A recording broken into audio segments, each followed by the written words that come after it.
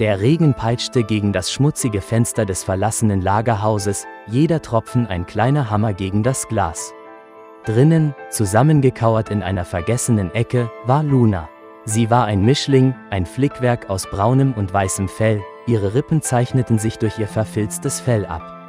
Ihre Augen jedoch waren ein Funke der Widerstandskraft gegen die Trostlosigkeit. Sie war eine Überlebende, ein Geschöpf der Straßen, gehärtet durch Jahre des Suchens nach Essensresten, dem Ausweichen vor Tritten und dem Ertragen der Kälte der Nächte allein.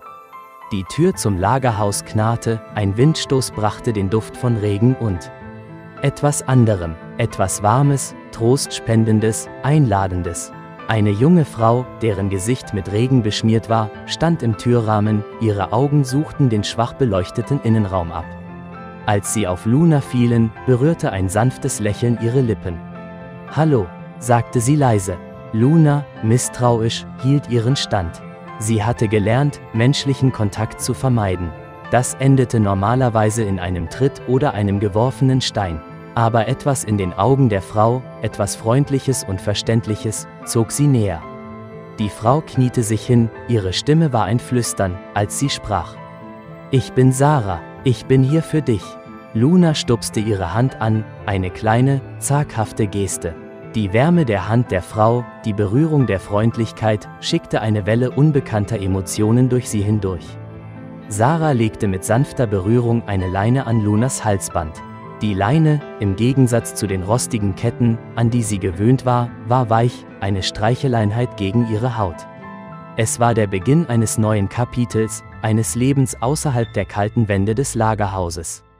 Während sie gingen, zog die Leine sanft an Lunas Halsband, nicht mit der kraftvollen Ziehbewegung eines Herrchens, sondern mit der sanften Führung einer Gefährtin.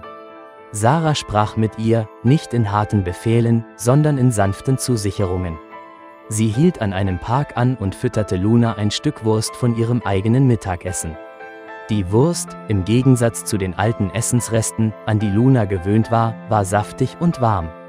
Es war ein Geschmack von Luxus. In dieser Nacht schlief Luna auf einem weichen Bett, nicht auf einem kalten Betonboden. Sie hatte eine Schüssel frisches Wasser und einen vollen Magen. Die Wärme des Hauses drang in ihre Knochen ein und schmolz die Jahre der angesammelten Kälte weg. Aber es war nicht nur der physische Komfort, der Luna mit überwältigender Freude erfüllte. Es war die Liebe, die ungebremste Zuneigung, die Sarah ihr entgegenbrachte. Die sanften Streicheleinheiten, die geflüsterten Worte der Zuneigung, der wissende Blick, der sagte, du bist jetzt sicher. Luna weinte. Es war kein Wimmern des Schmerzes, sondern ein Sturm der Emotionen, eine Befreiung von den Jahren der Not und Einsamkeit. Sarah hielt Luna fest, ihre Hand streichelte ihr Fell.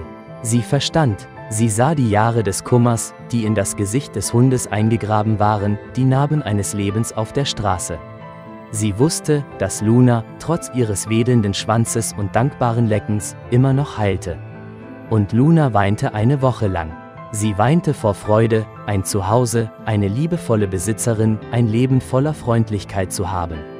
Jede Nacht, wenn Sarah sie in das weiche Bett kuschelte, wimmerte sie vor Dankbarkeit. Liebe Freunde, wenn euch das Video gefallen hat, setzt ein Like und abonniert den Kanal.